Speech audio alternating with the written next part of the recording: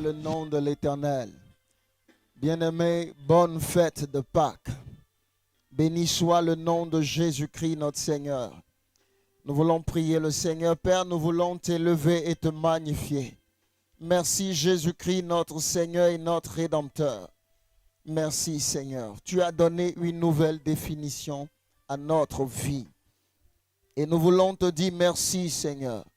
Merci pour cette œuvre merveilleuse que tu as faite à la croix pour nous.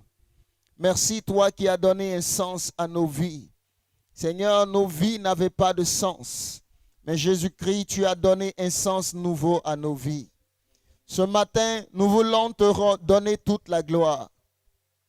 Ce matin, nous voulons que ton nom soit élevé et que tu croises que nous diminuons.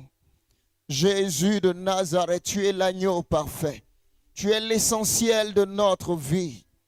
Tu es le centre et le cœur de notre vie. Merci pour le souffle de vie. Merci pour la vie éternelle. Merci pour le salut de nos âmes. Merci pour le pardon de nos péchés. Merci pour l'espérance. Merci pour la victoire. Alléluia. Que ton nom soit élevé. Nos âmes t'élèvent et te glorifient à jamais. Nous voulons célébrer l'agneau qui est vivant et qui est ressuscité. Alléluia. À toi la puissance. À toi la magnificence. À toi l'autorité et la domination. Que ton nom soit élevé. Que ton nom soit élevé dans nos vies. Que ton nom soit élevé dans nos pensées. Que ton nom soit élevé dans nos familles. Que ton nom soit élevé sur la Côte d'Ivoire. Que ton nom soit élevé sur notre humanité. Sur le monde entier, que ton nom soit élevé. Et que ta grâce se manifeste. Que ta grâce se manifeste pour donner la vie, la guérison et la santé. Que ta grâce se manifeste pour l'humanité. Que ta grâce se manifeste dans nos vies. Nous élevons ta victoire. Nous célébrons la puissance de la résurrection. Et béni sois-tu, Éternel. Car puisque tu vis, nous vivrons, Éternel. Puisque tu vis, Jésus de Nazareth, nous vivrons aussi. Ouvrez vos Bibles dans le livre de Matthieu chapitre 28.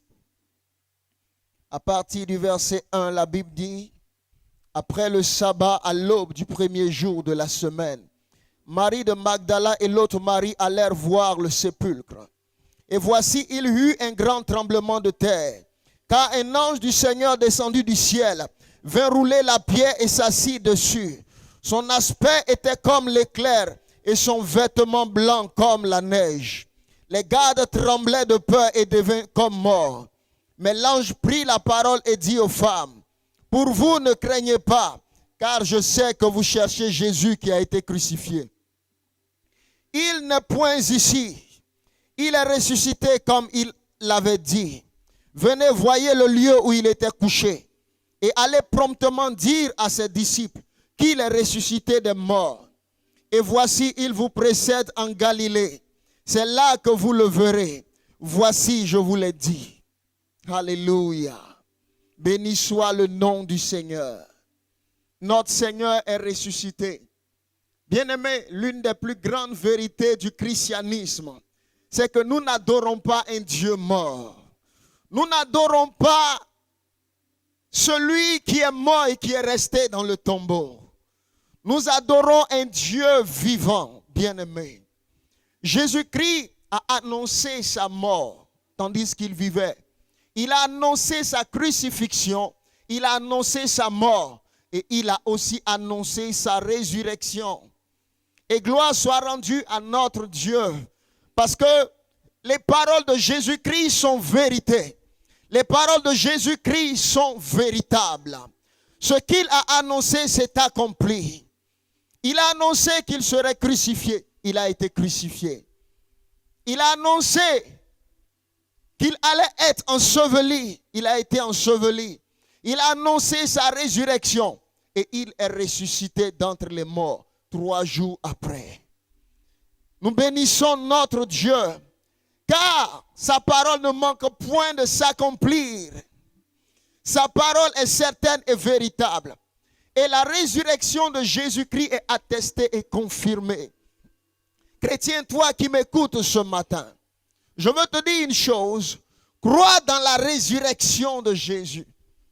Aie foi dans la résurrection de Jésus. Ne doute jamais que tu adores un Dieu vivant. Ne doute jamais que celui que tu appelles est ressuscité. Ne doute jamais dans ton cœur que celui que tu invoques a vaincu la mort. Il est ressuscité d'entre les morts. Qu'est-ce que la résurrection de Jésus-Christ de Nazareth signifie pour nous? Bien-aimés, la résurrection de Jésus-Christ révèle la grandeur de notre Dieu.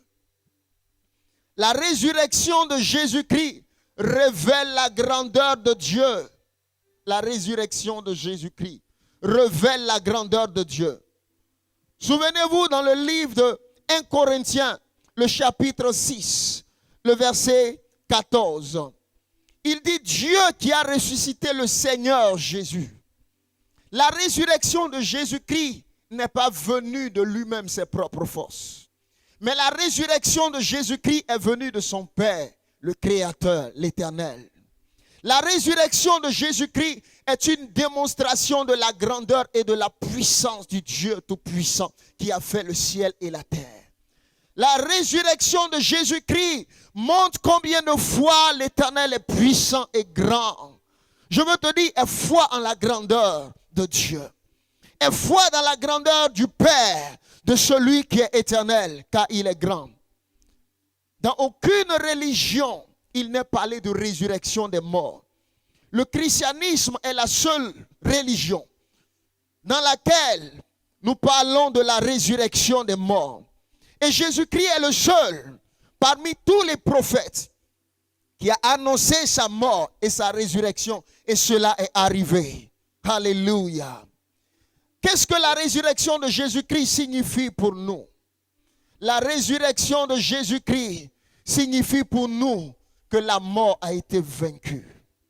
La résurrection de Jésus-Christ signifie que la mort n'a plus de pouvoir sur nous.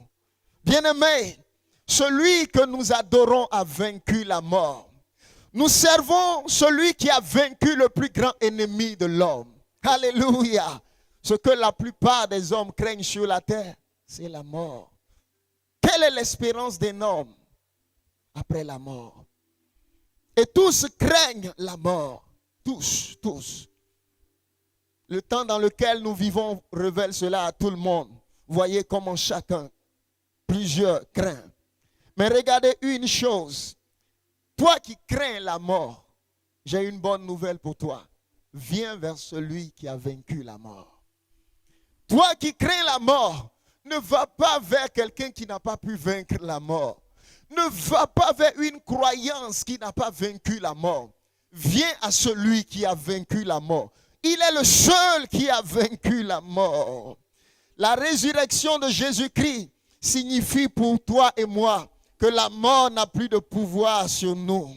La résurrection de Jésus-Christ signifie que la crainte de la mort ne doit plus avoir pouvoir sur nous, car notre espérance est certaine. La résurrection de Jésus-Christ. Le tombeau est vide, bien-aimé. La résurrection de Jésus-Christ est une certitude pour nous. La résurrection de Jésus-Christ signifie quoi? Elle signifie que le sacrifice de la croix a été validé. Bien-aimé, la résurrection de Jésus signifie que Dieu a agréé le sacrifice, l'autel.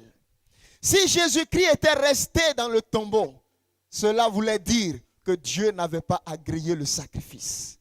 Souvenez-vous dans l'Ancien Testament, lorsque Élie a disposé l'autel et qu'il a mis le sacrifice sur l'autel, la puissance de Dieu est tombée sur l'autel lorsque Élie a rendu grâce et a consumé le sacrifice. Cette puissance qui est descendue était pour dire, je valide l'autel, j'agrée ton offrande et ton sacrifice, mon serviteur Élie. Lorsque Dieu valide un sacrifice, il le manifeste par la puissance de son esprit. Souvenez-vous du ministère de Samuel dans l'Ancien Testament. Lorsque Dieu a validé le ministère de Samuel devant tout Israël, ce jour ils ont entendu un tonnerre de l'éclair, ils ont vu la puissance de Dieu. Et ils ont craint Samuel et ils ont cru que Dieu l'avait envoyé. Souvenez-vous du ministère de Moïse sur le mont Sinaï, le jour où la puissance de Dieu s'est révélée. Ils ont vu cet éclair et la montagne qui était en feu.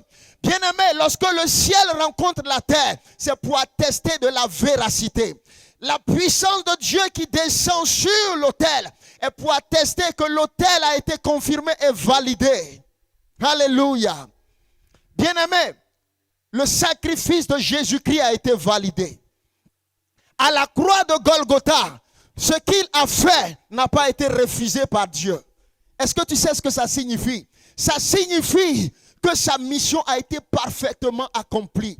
Qu'est-ce que cela signifie? Ça signifie qu'il a vécu sans péché. Il n'a pas échoué sa mission. Écoutez, s'il avait péché, Dieu n'allait pas confirmer le sacrifice. S'il avait péché, il allait rester dans le tombeau. S'il avait péché, il allait rester dans le tombeau. Mais gloire soit rendue à Dieu parce qu'il a vaincu le péché. Jésus-Christ a vaincu le péché. Il a vécu sur la terre, homme comme toi et moi. Mais alléluia, alléluia. Pendant qu'il a vécu sur la terre, il nous a montré qu'un homme peut vivre sur la terre sans péché. Jésus nous a montré qu'il est possible de vivre dans ce monde rempli de souillure et d'impureté et sans jamais pécher. Mes amis, il a été confronté comme toi aux mêmes tentations. Il a été confronté comme toi aux mêmes difficultés. Mais il nous a montré qu'un homme peut vivre par la foi dans ce monde et réussir. Il nous a montré qu'un homme peut vivre sans se compromettre et réussir. Jésus-Christ nous a montré la puissance de la vie qui est en communion avec Dieu. Jésus-Christ nous a montré que la vie qui a une communion avec Dieu ne finira pas dans la honte, mais qu'elle finira dans la gloire. La résurrection de Jésus-Christ signifie que le sacrifice a été validé. Tu adores celui dont l'offrande, le sacrifice a été validé. Alléluia. Alléluia. Béni soit le nom de Jésus. Croyez dans la résurrection de Jésus. Et je veux vous dire une chose. Il y aura deux résurrections après la mort. Il y aura une résurrection des justes et il y aura une résurrection des méchants. Les justes connaîtront la résurrection pour la vie éternelle. Et ceux qui n'auront pas vécu dans la vérité connaîtront la résurrection pour le jugement et la condamnation éternelle. Bien-aimé, écoute-moi bien une chose. La résurrection de Jésus-Christ pour la vie éternelle est pour ceux qui ont accepté Jésus. Ceux qui acceptent Jésus-Christ acceptent la résurrection pour la vie éternelle. Mais ceux qui refusent Jésus-Christ, vous refusez aussi l'espoir de la résurrection pour la vie. Si tu n'as pas Jésus-Christ, écoute-moi, ta vie s'arrête à ses 70 ou 90 ans et il n'y a plus d'espérance. Mais bienheureux ceux qui ont Jésus-Christ, votre vie n'est pas limitée à un tombeau.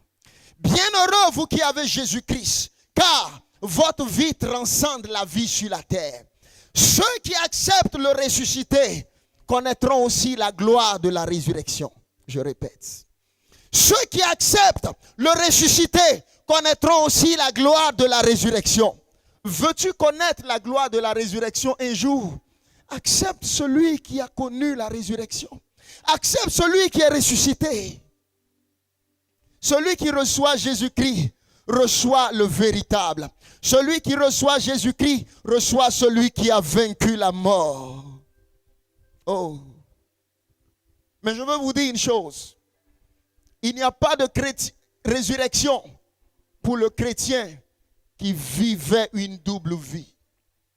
Le chrétien qui aura vécu dans le mensonge et dans le péché ne connaîtra pas la résurrection pour la vie éternelle. Permettez-moi de vous le dire. Ceux qui marcheront dans la parole de Dieu connaîtront la résurrection pour la gloire.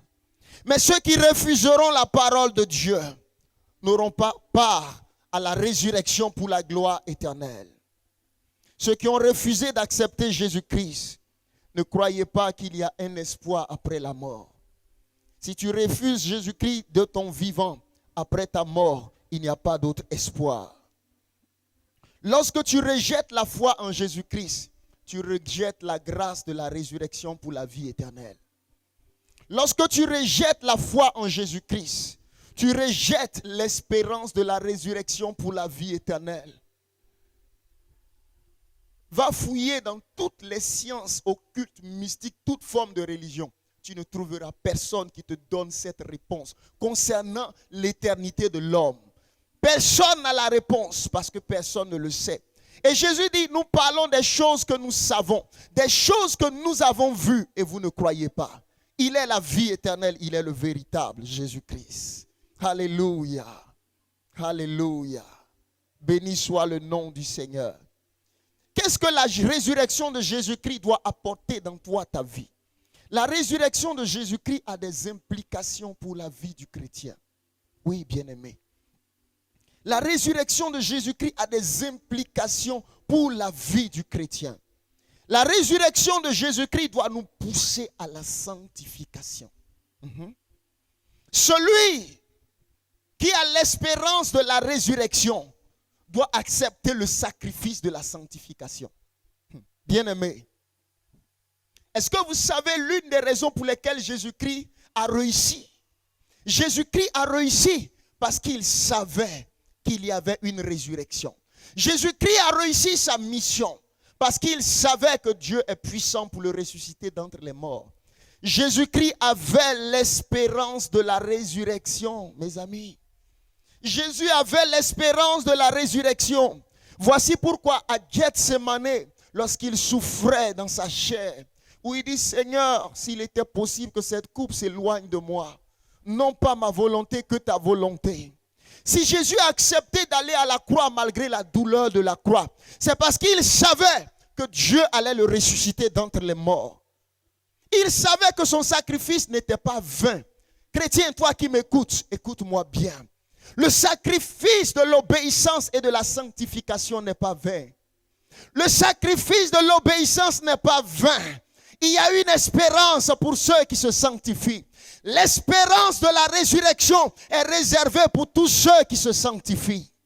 Alléluia. Il y a une espérance pour ceux qui obéissent à Jésus dans la douleur. Bien-aimé, Jésus n'a pas vécu une vie facile. Il a obéi à Dieu dans la douleur. Il a obéi à Dieu dans les privations. Il a obéi à Dieu dans le sacrifice. Oui, mes amis, parce qu'il savait que Dieu avait la puissance de le ressusciter. Écoutez-moi bien. L'obéissance à la parole de Dieu n'est pas vaine. Tandis que tu es en train d'obéir à la parole de Dieu, parfois tu peux être triste parce que tu as l'impression que ceux qui n'obéissent pas à la parole de Dieu prospèrent et réussissent selon le monde. Mais ne regarde pas aux hommes qui n'ont pas d'espérance. Ne regarde pas ceux qui n'ont pas d'espérance. Car lorsque tu fixes tes yeux sur ceux qui n'ont pas l'espérance de la résurrection, tu vas te compromettre et vivre dans le péché. Jésus a vécu différemment dans ce monde parce qu'il savait que la destinée de sa vie était différente. La destinée de ta vie est différente. Tu ne vas pas finir là où les autres vont finir. Voici pourquoi tu dois vivre différemment. Certains vont finir dans la mort éternelle. Mais toi, qui as reçu Jésus-Christ et qui accepte le sacrifice de la sanctification, tu ne finiras pas dans la mort éternelle, mais tu connaîtras la gloire éternelle, qui est la gloire de la résurrection. Bien-aimé, ta vie n'est pas comme la vie d'un animal qu'on sacrifie. Écoute-moi. Ta vie n'est pas comme la vie d'un animal pour qui il n'y a pas d'espérance après la mort. Non, mais tu es béni, toi qui as Jésus-Christ, car ta vie ne se limite pas à un cercueil. Ta vie ne se limite pas à un tombeau, mais tu as une espérance glorieuse. Il savait que Dieu allait le ressusciter d'entre les morts. Vous savez quoi? Il savait que son Père n'allait pas le laisser dans le tombeau. La résurrection ne vient pas de tes forces. Jésus-Christ n'a pas été ressuscité d'entre les morts par sa force. Mais la Bible dit que la puissance de Dieu, dans 1 Corinthiens 6, 14, il y a plusieurs autres passages que je peux vous le lire, mais cela allongerait trop mon message. Mais vous pouvez lire ces textes à la maison, je peux vous donner beaucoup de textes. Romains 8, verset 11, vous pouvez le lire, 1 Corinthiens 6, 14, Colossiens 3, 1. Vous pouvez le lire. Et vous verrez tous ces textes qui attestent, qui confirment que Jésus-Christ a été ressuscité d'entre les morts par la puissance de Dieu. Tu sais ce que cela signifie? Toi aussi qui suis Jésus-Christ, tu connaîtras la résurrection. Il y a une valeur pour toi qui se sanctifie. Il y a une espérance pour toi qui te sanctifie. Pour toi qui obéis à Dieu dans le sacrifice, je veux te dire, persévère. Il y a une raison pour laquelle tu dois persévérer dans la sanctification. L'espérance de la résurrection. L'espérance de la résurrection a caractérisé les apôtres. Chrétiens, ne perdez pas l'espérance de la résurrection. Lorsque vous perdez l'espérance de la résurrection, vous commencerez à vivre comme les païens.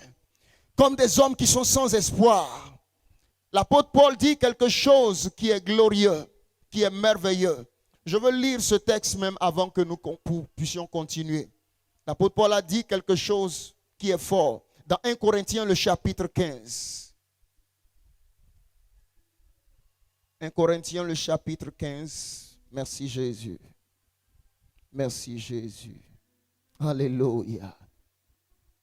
Alléluia. Merci Seigneur. Merci Jésus. Merci Seigneur Jésus-Christ.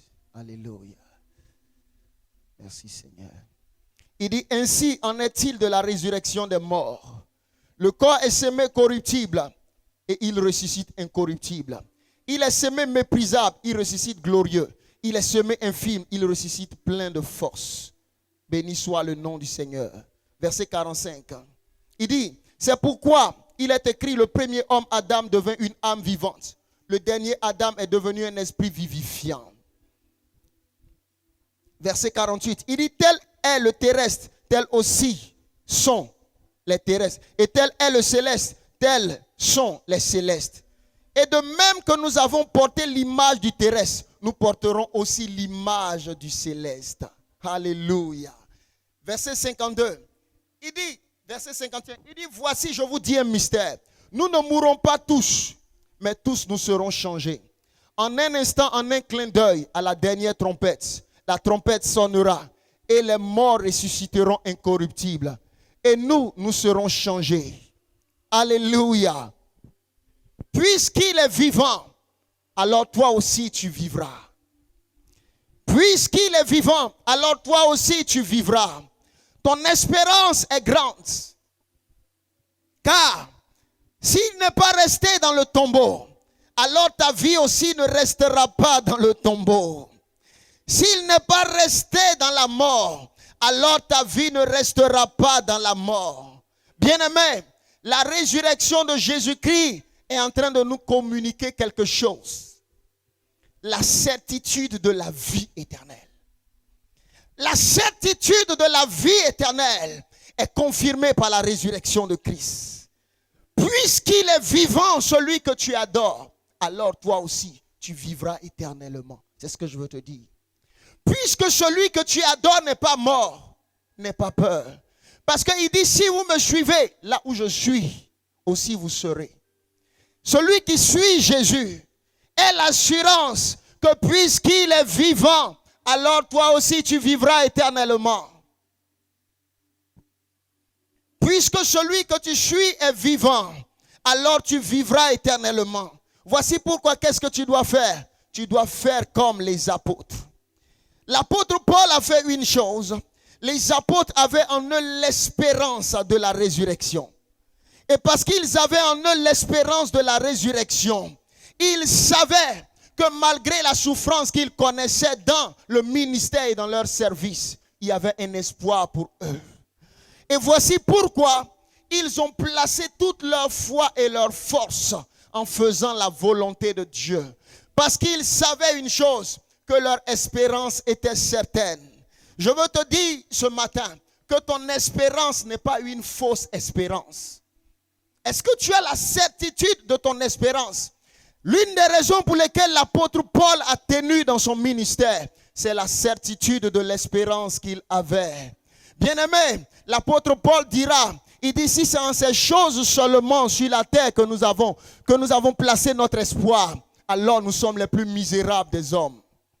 Il dit, mais pourquoi est-ce que j'ai sacrifié ma vie et que j'ai souffert toutes ces choses? Oui, l'apôtre Paul le dira, que c'est à cause de l'espérance de la résurrection. À cause de la foi qu'il avait dans la résurrection. Il n'a pas regardé aux douleurs qu'il vivait maintenant. Est-ce que vous me comprenez? Parce qu'il savait qu'un jour, son Créateur verrait. Un jour, son Créateur verrait le fruit de ses sacrifices et il serait récompensé. Parce que lorsque nous n'avons plus l'espérance de la résurrection, l'apôtre Paul dit, alors mangeons et buvons parce qu'il n'y a pas d'avenir. S'il n'y a pas l'espérance de la résurrection, vivons comme les païens. Vivons comme nous voulons, mais non. La raison pour laquelle, chrétien, tu dois vivre différemment, tu as une espérance qui est supérieure aux païens. Tu crois dans la vie éternelle et dans la résurrection. Tu crois qu'il y a un jugement. Toi qui m'écoutes ce matin, à cause de l'espérance de la résurrection, garde ta vie dans la pureté. À cause de l'espérance de la résurrection, garde ta vie dans l'obéissance.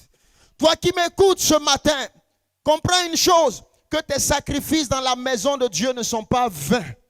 Toi qui es obéissant et qui soutiens l'œuvre de Dieu, l'espérance de la résurrection doit te donner de persévérer.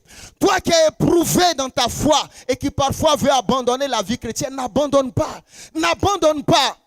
Oui, parce que le sacrifice que tu es en train de faire, tu ne vas pas voir toutes les récompenses sur la terre. C'est ce que je veux vous dire. Votre service sur la terre, vous ne verrez pas toutes les récompenses ici. Mais de grandes récompenses sont réservées à vous qui allez persévérer dans l'obéissance, car il y a une résurrection. Écoute-moi, la vie que tu vis maintenant, c'est pour combien d'années? Si tu es trop, 90 ans. Mais écoute-moi bien, cette vie passe vite.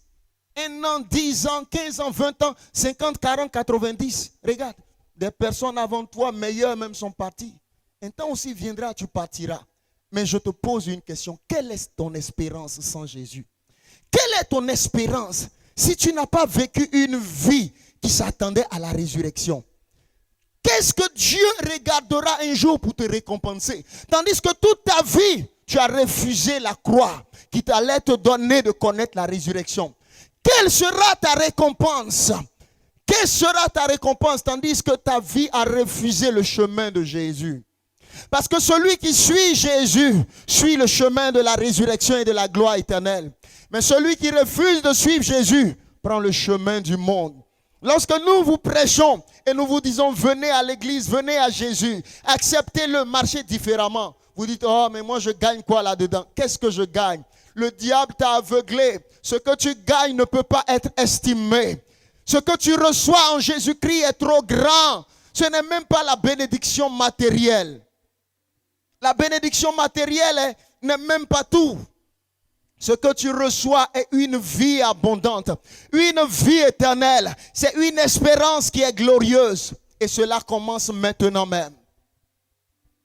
Si tu vis la vie du ressuscité maintenant, tu vivras la vie de la résurrection. Je termine en te disant ceci.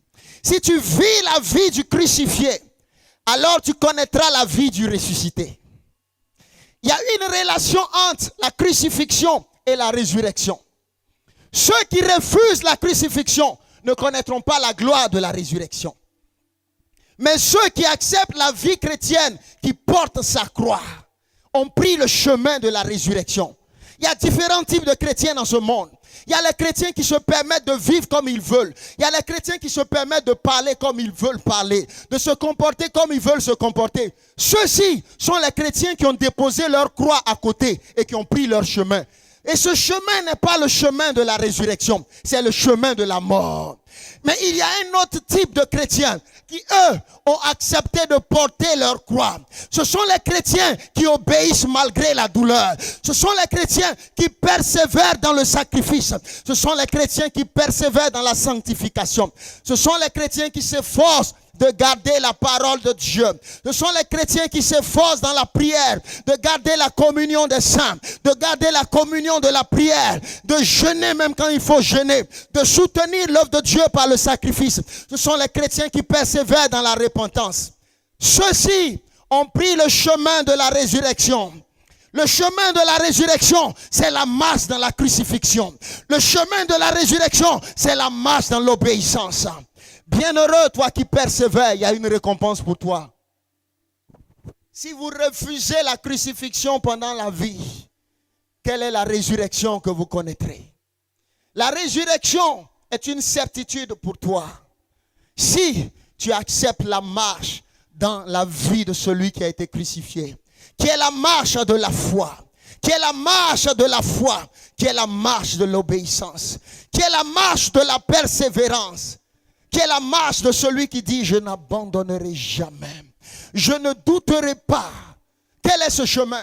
C'est lorsque le monde commence à paniquer, à douter même de lui. Et tu dis, pour moi, puisqu'il vit, je vivrai. Je ne douterai jamais de lui. Mais puisqu'il est vivant, alors moi aussi je vivrai éternellement. Tu ne suis pas un Dieu mort, tu suis le Dieu vivant. Et parce qu'il est vivant, toi aussi tu vivras. Ce jour, je veux te dire, parce que Jésus-Christ est vivant, toi qui crois en lui, tu vivras éternellement. Parce que Jésus-Christ est vivant, alors ta vie ne restera pas dans le tombeau. Parce qu'il est ressuscité d'entre les morts, toi aussi tu connaîtras la résurrection d'entre les morts.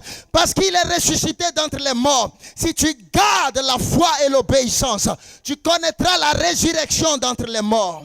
Là où tu es chez toi, là où tu es, et toi qui vas écouter ce message des années après, je veux prier avec toi. Dis avec moi, Jésus-Christ de Nazareth, je reviens à toi et je me tourne vers toi. Désormais, je veux marcher dans le chemin de l'obéissance. J'accepte de me charger de ma croix. J'accepte de ranger ma vie. As-tu pris le chemin de la résurrection? Ou est-ce que tu as pris le chemin de la mort? L'obéissance conduit à la résurrection, mais la désobéissance conduit à la mort éternelle. As-tu pris le chemin de la vie ou as-tu pris le chemin de la mort? Toi qui es découragé, ne sois pas découragé. Relève la tête et foi en la parole de Dieu. Mes amis, il n'a pas douté sur le chemin de la croix. Il savait qu'il y avait la résurrection. Ceux qui étaient autour de lui ne savaient pas qu'il allait ressusciter. Oui, le monde ne sait pas ce que Jésus réserve pour toi. Le monde ne sait pas ce que Dieu a préparé pour toi. Chrétiens, vous ne savez pas ce que Dieu a préparé pour ceux qui l'aiment. Vous qui servez l'Éternel, ne vous découragez pas. Vous qui persévérez dans la foi, refusez le découragement, car vous avez une espérance. Vous ne savez pas ce qui vous est réservé. Lorsque le découragement t'attaque, lorsque le doute t'attaque, refuse le doute et proclame la foi dans celui qui est ressuscité. Proclame la foi dans la puissance de celui qui a vaincu la mort. Car puisqu'il est vivant, tu vivras. Ne passez pas tout votre temps à pleurer sur les parents que vous avez perdus. Mais si cette personne avait Jésus, réjouis-toi. Car, chrétien, tu ne connaîtras pas la mort, mais seulement tu rejoindras ta patrie éternelle. Bienheureux ceux qui croient en Jésus-Christ. Bienheureux ceux qui croient en Jésus-Christ. Votre espérance est grande. Je veux terminer en vous disant ceci. N'allez pas à l'église seulement pour la bénédiction matérielle. Allez à l'église pour la résurrection éternelle. N'allez pas seulement chercher la bénédiction temporelle. Allez-y chercher la résurrection éternelle, qui est l'incorruptibilité de votre corps. Et ceci, seul Jésus-Christ peut vous le donner. Mais la femme qui vit dans l'adultère ne connaîtra pas la résurrection des morts. L'homme et le jeune homme qui vivent dans l'impudicité ne connaîtront pas la résurrection des morts. Mais bienheureux ceux qui acceptent la parole. Bienheureux ceux qui acceptent la pureté, le chemin de la sainteté. Tu connaîtras la résurrection. Je prie que l'Éternel te bénisse. Que la grâce de l'Éternel te visite. Et je ne sais pas, toi écoute-moi, tandis que tu vas entendre ce message, la puissance de la résurrection agit dans ta vie. Et je veux prier, Éternel, pour la vie de ces hommes et de ces femmes, même qui entendront ce message après, que la puissance de la résurrection les visite. Alors que tu m'écoutes, tu étais découragé dans ta vie chrétienne, mais ne sois pas découragé. Quand le monde est troublé et agité, quand la situation devient difficile, place ton espérance dans celui qui est ressuscité. Quand les temps ne sont plus faciles. Regarde à celui qui a vaincu la mort. Regarde à celui qui a vaincu la mort. Il a vaincu la puissance de la mort. Alors il n'y a aucune situation qui te maintiendra alors dans l'affliction et dans la mort. Seigneur, que la puissance de ton esprit brise les chaînes de la mort qui maintiennent tes enfants captifs. Je prie pour tout homme et toute femme qui m'écoute maintenant. Seigneur, alors qu'il entend ma voix, dans le nom puissant de Jésus-Christ, que les chaînes de l'enfer soient brisées, que les chaînes de la sirène des eaux sont brisées, que les liens du péché soient brisés, que les liens de la masturbation soient brisés, que les liens de la pornographie soient brisés, que les liens de l'adultère soient brisés, que les liens de l'impudicité soient brisés, que les liens de la mondanité soient brisés, que les chaînes de la maladie soient brisées. Toi qui es malade, écoute-moi. Il est ressuscité. Et tu peux te lever par la foi et dire, parce qu'il est vivant, moi aussi je vis. Parce qu'il est vivant et qu'il a vaincu la maladie n'a plus de pouvoir sur moi et je domine sur la maladie. Toi dont les affaires sont en train de prendre un coup et tu dis comment je vais faire, je suis abattu. Ne sois jamais abattu. Le doute n'existe pas dans le registre des enfants de Dieu. Écoute-moi, puisqu'il est vivant, tout ce que tes mains touchent vive. Puisqu'il est vivant, tout ce que tes mains entreprennent réussissent. Puisqu'il est vivant, la gloire t'accompagne. Mais je vais te dire une chose, et l'esprit du ressuscité, c'est l'esprit de la persévérance. Même à la croix, il n'était pas découragé parce qu'il savait que le monde ne pouvait pas l'enterrer. Dieu l'a ressuscité d'entre les morts. Aucune situation ne pourra t'enterrer. Toi qui es chrétien, parce que tu persévères, la mort ne pourra pas t'enterrer. La maladie ne pourra pas t'enterrer. Mais la gloire de la résurrection sera toujours sur ta vie. Écoute, que ton visage ne soit pas abattu. Parfois tu penses que tu es en retard. Parce que parfois tu penses que tu n'as encore rien accompli dans ta vie. Mais laisse-moi te dire que ton espérance est grande. Tu marches avec celui qui est ressuscité. Celui qui est capable en un seul jour d'enlever un homme de la mort et de le mettre au trône de la gloire. Il a enlevé Jésus-Christ des profondeurs de la mort et il a fait asseoir à sa droite. Il y a une gloire pour toi qui persévère en Jésus-Christ. Avance dans l'amour, avance dans la foi, avance dans la grâce de Dieu. Que l'Éternel te bénisse et que la puissance de Dieu soit avec toi et que la grâce de la résurrection soit avec toi. Puisqu'il est vivant, tu vivras aussi. Au nom puissant de Jésus. Amen.